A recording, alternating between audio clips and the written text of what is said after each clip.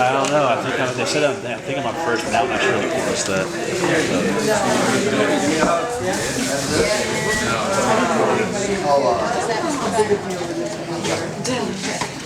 You mean like symbolically? Or? Oh yeah, no, this is home. That's what you get. That really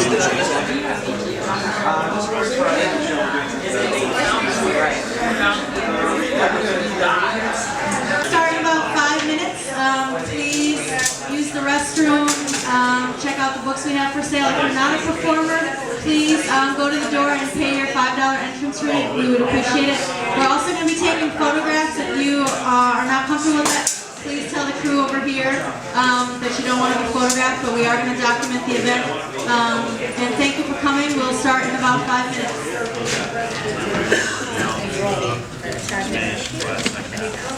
Well, maybe I did, but I don't know by that name. So Warrior Writers is just a place for veterans to come and create art and share it with the public and to help bridge the gap between civilians and veterans and to tell the truth about veterans' experiences. A lot of times veterans are silenced and we don't hear what really happens and what the experience is like. We hear from politicians and government officials and generals and all that, but we don't hear the true stories of veterans. So that's what we're really trying to do today and throughout this series of events we're doing. So we're going to do a little, we're going to show you a little bit of what we have, and we're also going to be building on through the year and do a big show in October, which will sort of combine the writing aspect with a lot of other things like photography, movement, and music, which we're really excited to be getting into this year. So I think we should just get it started. Again, we have books for sale. The bathroom is in the back, and if you haven't donated to the man at the door, please do so. And please friend us, of course, on Facebook and Twitter and all that social media stuff that is really important. So the first person I want to introduce tonight, or today, is Trent Love, who is a veteran and award-winning producer, and he does a Veterans Chat Show. So please put your hands together for Trent Love.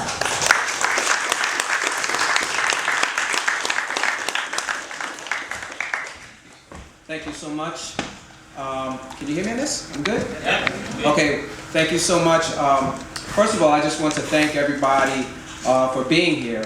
If you're a service member, I wanted to thank you for your service. If you're a family member or just scared to show support, I wanted to thank you for your support in addition to the venue. And in honor of those who sacrificed a great deal to be here, and this would explain why I am overdressed, so to speak, but I kind of feel I'm underdressed. I was going to do another piece for Memorial Day, so I would just ask for a moment of silence and celebrate that now together.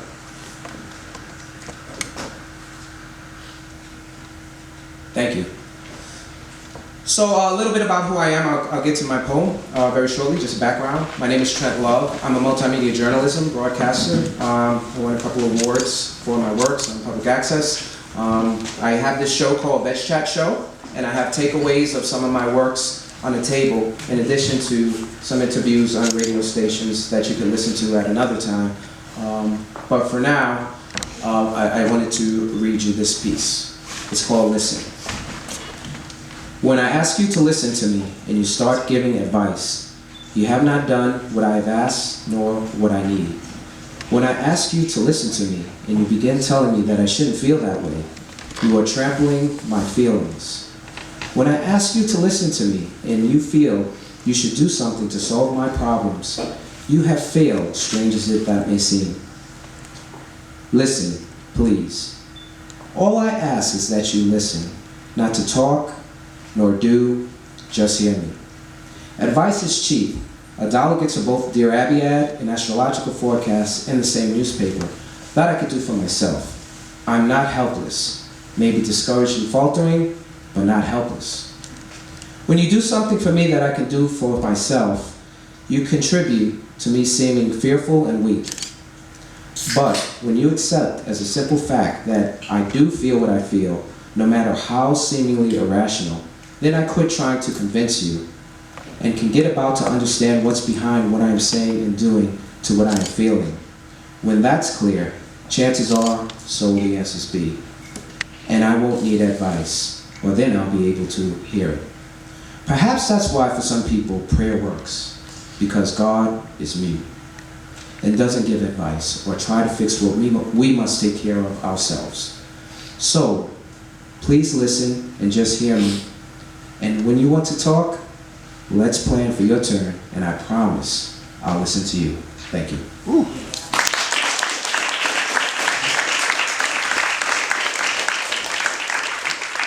Veterans haven't been writing just in the past few years, but for many years, and we honor that experience, we honor that tradition of veteran writing, and we are very excited to have journalist and poet, author, photographer Jan Berry join us on the stage. Thank you. I helped to start an organization of Vietnam veterans who wanted to protest the war in Vietnam. We started here in Greenwich Village. I happen to be living on East 7th Street, up the block a couple of ways. And after we did all kinds of demonstrations and tried all kinds of other ways to convey what we wanted to convey, we came up with an idea of doing a poetry anthology.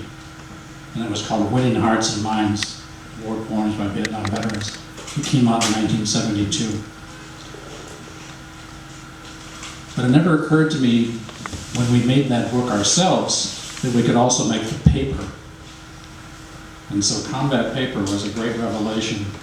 And now I have a new book out published on Combat Paper by Combat Paper Press.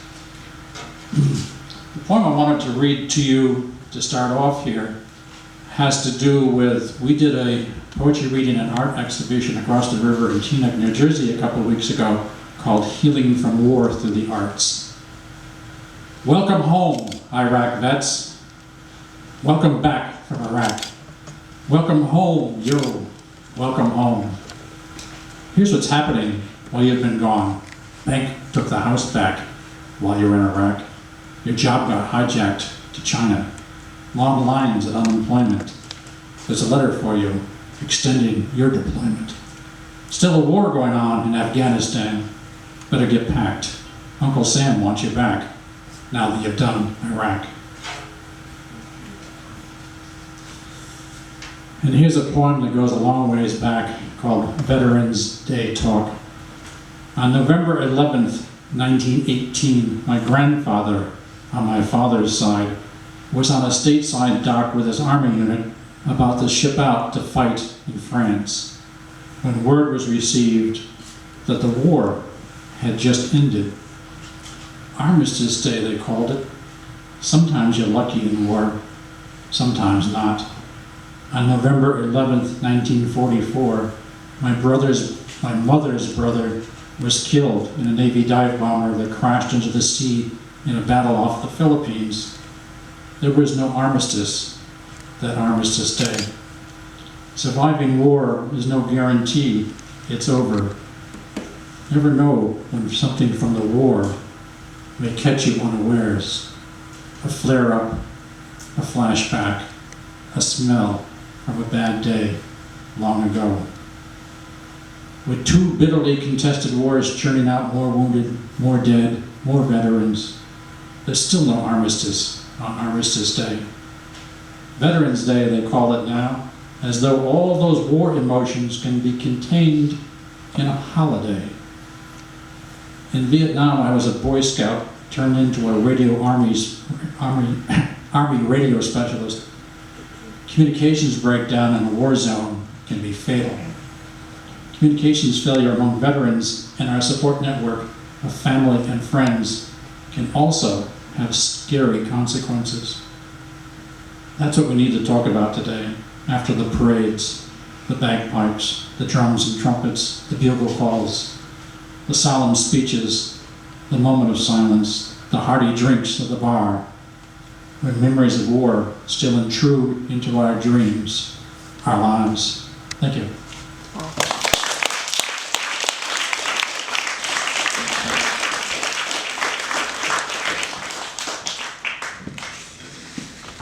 The next person I want to bring to the stage is a New Yorker, and she's been involved in the Warrior Writers for a long time. And we are very excited to introduce to the stage Nicole Goodwin.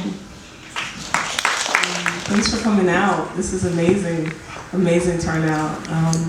It's wonderful to see friends and well-wishers, and I'm just glad to be here. I'm glad to be at the legendary Nuyorican, and I'm glad you're here to share it with us. And before I get into it, I just wanted to mention that the anthology is on sale, and I'm in it, so I'll let you know which poem is in it, but this is a new variation of poems that we're pretty much doing. So I'm collaborating with Ray Medina, his wonderful music, and That's right.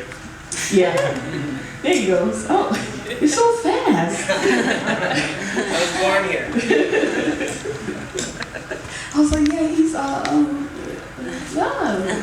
All right, so we're going to start off with a poem that's very near and well, all the poems are near and dear to me, but this one kind of is an explanation to my 9-year-old daughter about why I wasn't there while she was from 1 month to 10 months old. So.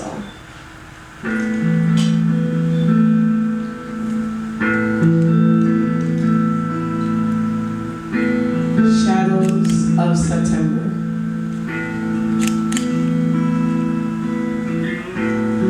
It has been a few years plus, hours, minutes, seconds of time. I left you alone, daughter. Thinking it was the right thing, but that was a grave mistake. Horse and pony shows, as they loved to call it, back when I was draped in green fatigues and blackened boots, wore a rifle for purpose and protection. I wish I could say it was all in honest, yet I cannot say it were all a lie. I wanted to believe in defending red, white, blue, colors some swore to a nation it was worth dying for.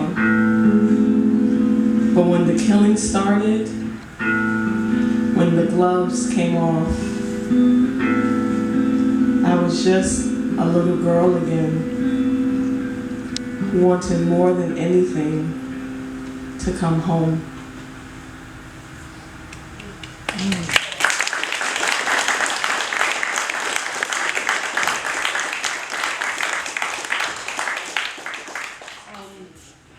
These poems came from a very personal collection that I wrote. It took me 7 years to write all of them and put them all together and to create a manuscript. And I was very shy about it. I was going to lock it away, actually. And a friend of mine was like, no, you should try and submit them and publish them. So Warrior Writers came along and, they published definitely one of the poems that, again, I'm going to collaborate with Ray on. But this is another sister poem that is a little provocative. So, all of you Christians out there, don't get mad at me. Don't take it personally. All right. I did this for 8 years. 8 years silently lamenting what I have been labeled, what I have been attached to. Because no one knows the pain, the torment, the agony of having seen war firsthand. Until this day, none of it makes sense. And it's like an open wound being stabbed by life daily with no remorse, over and over again. I wish I I could explain it better, maybe then there would be no wars, no chaos to frighten the world at large. It would merely be a fairy tale, one that is grim, used to scare little children once they've gotten out of line. Thank you, everybody.